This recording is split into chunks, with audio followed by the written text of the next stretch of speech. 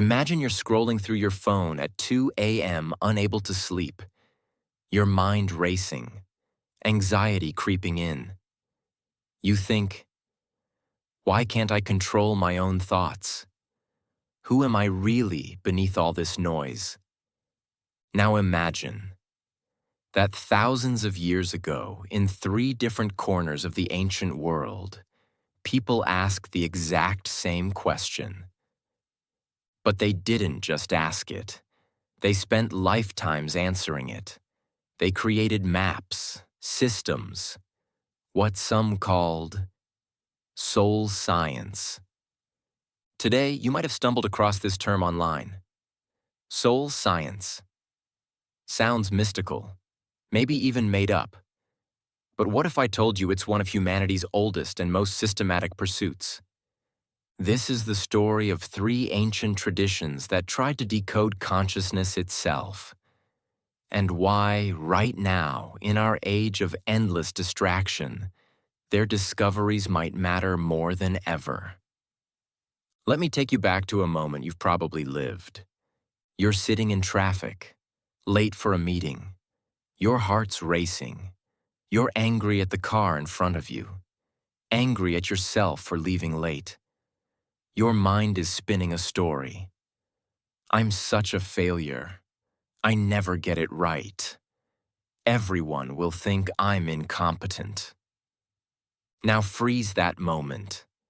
Here's the question that changed everything for 3 ancient traditions. Who is the I that's suffering? Is it your body stuck in traffic? Is it your thoughts spinning that story? Is it the awareness watching all of this happen? For most of us today, this question comes and goes. We might think about it during a yoga class or after watching a thought-provoking movie. Then we go back to our lives. But in ancient India, in the monasteries of early Buddhism, in the secret schools of Jewish mysticism, seekers didn't just think about this question. They made it their life's work. And what they discovered wasn't philosophy. It was a technology of consciousness, a science of the soul. Our story begins in ancient India, perhaps 3,000 years ago. Picture a young seeker sitting by a river at dawn. He's left everything behind: family, wealth, status, because he's tormented by one question. Who am I? His teacher looks at him and says something that sounds absurd. You are already free. You've always been free. You just don't know it yet. This is Atma Vidya, the science of the self, and its central claim is radical. You are not who you think you are. The Hindu tradition teaches that beneath your name, your story, your personality, your thoughts, beneath everything you call me, there's something unchanging. They call it Atman, pure consciousness. And here's the kicker. It's identical to the consciousness that animates the entire universe. You're not a wave trying to find the ocean. You are the ocean, mistaking yourself for a wave. But this isn't something you just believe. It's something you must discover through direct experience. The practice they developed is called Atma-Vichara, self-inquiry. Here's how it works, and you could try this right now wherever you are. Throughout your day, whenever you remember, pause and ask, who is aware of this? You're drinking coffee. Who tastes it? You're feeling anxious. Who feels this anxiety? You're thinking about dinner. Who is thinking? Don't answer with words. Don't say I am or my mind is. Instead, turn your attention backwards. Look for the looker. Search for the searcher. What happens is strange. The question itself begins to dissolve. because you can't find a separate you doing the experiencing.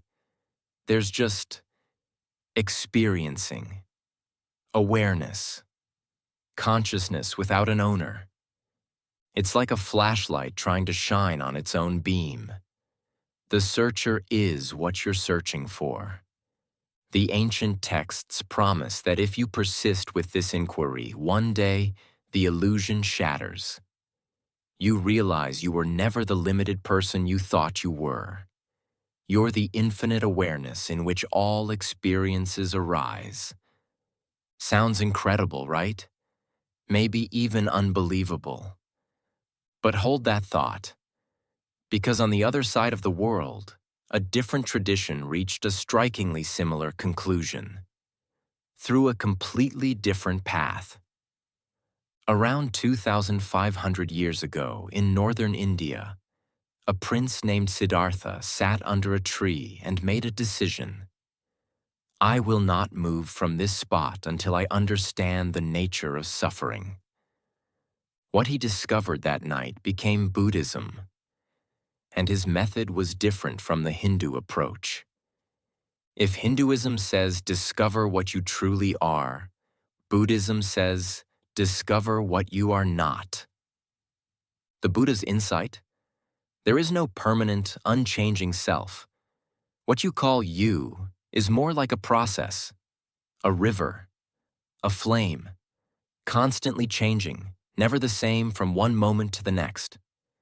And our suffering comes from clinging to the illusion of a permanent self. His method for discovering this was called Vipassana, which means to see clearly. And it's brilliantly simple. Sit quietly. Place your attention on your breath, the rising and falling of your abdomen. That's it. That's the entire technique. But here's what makes it profound. As you sit, everything arises. Sounds, sensations, emotions, memories, plans. Your knee hurts. Your mind wanders to that argument you had yesterday. You feel bored. You feel peaceful. You feel agitated. And your job is simply to notice it all, not to stop it, not to fix it, just to observe with surgical precision. When a sound arises, you note silently, hearing. When a thought appears, thinking. When pain comes, pain. You become a scientist of your own consciousness, watching, documenting, without judgment. And gradually, something extraordinary happens. You begin to see the truth the Buddha spoke about. Everything is impermanent.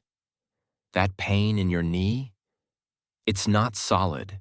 It pulses, it changes, it comes and goes.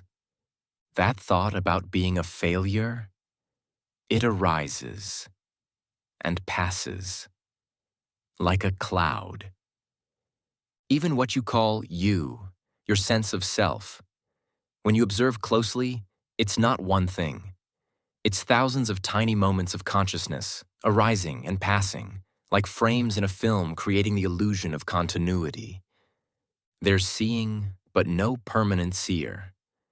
There's thinking, but no permanent thinker. There's living, but no permanent liver. Just this. Just now. Just experiencing. And when you truly see this, not believe it, but see it, something releases. Because you stop trying to protect and defend something that was never solid to begin with. You stop clinging. And in that non-clinging, there's freedom. While the East was mapping the stillness, the West was mapping the structure. Now let's travel west, to the hidden schools of Jewish mysticism, to Kabbalah. While Hinduism pointed inward to one infinite self, and Buddhism dissolved the self entirely, Kabbalah offered a third vision. The soul is not one thing. It's a ladder. 5 rungs, from earth to heaven. Picture your consciousness as a building with 5 floors. The first floor, nefesh. This is where most of us live most of the time. It's your body awareness, your hunger, your tiredness, your physical existence. When you're scrolling your phone at 2 a.m., unable to sleep, you're here, trapped in the physical, the immediate. Second floor, ruach. This is your emotional and social self. Your feelings, your relationships, your words. When you're arguing with someone you love, when you're feeling joy or heartbreak, you're here. Third floor, neshama, your intellect, your capacity for reason, for understanding, for wisdom. When you're solving a complex problem, reading philosophy, making sense of the world, you're here. Most people never go higher than these 3 floors. We live our entire lives in the basement and first few stories of a 5-story building. But Kabbalah says there are 2 more levels. 4th floor, chaya, life force itself. This is where individual consciousness begins to touch something universal. It's activated through acts of profound connection, intention, joy. When you perform an act of kindness so pure that you forget yourself entirely, you touch chaya. 5th floor, yechida, the essence. The point of absolute unity with the divine. This is the soul level that's always been connected to the infinite, even when you didn't know it. It's only revealed in moments of complete self-transcendence. The Kabbalistic practice isn't just meditation. It's a whole way of life. You study sacred texts to elevate your mind. You perform mitzvot, sacred actions, with intention to elevate your deeds. You refine your character to elevate your soul.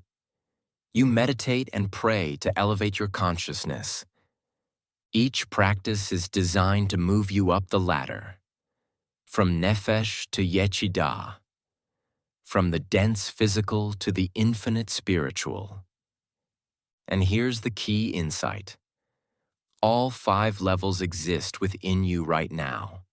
You're not trying to become something you're not. You're discovering floors of the building you've always lived in but never explored. So here we are. 3 ancient traditions, 3 completely different maps. Hinduism says, realize you are the infinite awareness you've always been. Buddhism says, see through the illusion of a permanent self and find freedom in impermanence. Kabbalah says, ascend the levels of your soul from physical to divine. They seem contradictory, don't they? But look closer. All 3 agree on something crucial. The consciousness you experience in your default state, worried, scattered, identified with thoughts and emotions, is not the deepest truth of what you are. All 3 offer systematic practices to investigate consciousness directly. All 3 say you can't just think your way there, you must experience it. All 3 require discipline, patience, guidance. And all 3 promise the same thing: liberation, freedom, peace. By understanding the nature of consciousness itself. This is why they called it soul science. Not because it follows the scientific method, but because it's systematic, reproducible, testable through experience. If you do the practice, you get the results. Just like if you plant a seed and water it, you get a tree. Let's come back to you. Right now, in 2026, You're probably not a monk. You're not going to renounce the world and sit in a cave for 20 years. So why does any of this matter? Because we're living in the most distracted time in human history. The average person checks their phone 144 times a day. We're bombarded with notifications, news, content, opinions. Our attention is split into 1,000 fragments. And beneath it all, there's suffering, anxiety, depression, the feeling that something's missing, that we're not enough. These ancient traditions offer something radical. What if the solution isn't out there? What if it's not in the next achievement, the next relationship, the next purchase? What if it's in understanding the nature of the consciousness reading these words right now? You don't need to become a Hindu, Buddhist, or Kabbalist, but you can borrow their practices. From Hinduism.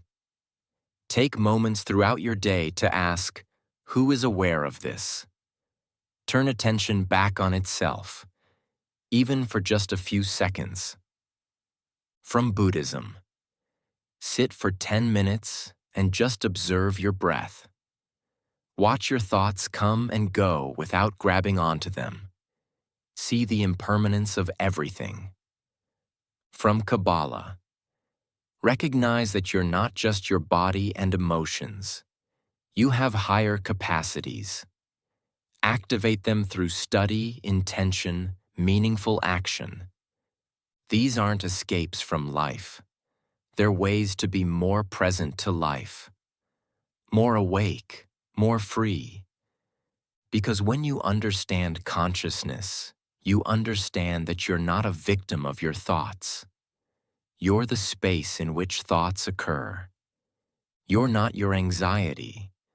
You're the awareness of anxiety. You're not your story. You're the consciousness in which stories arise. Soul science.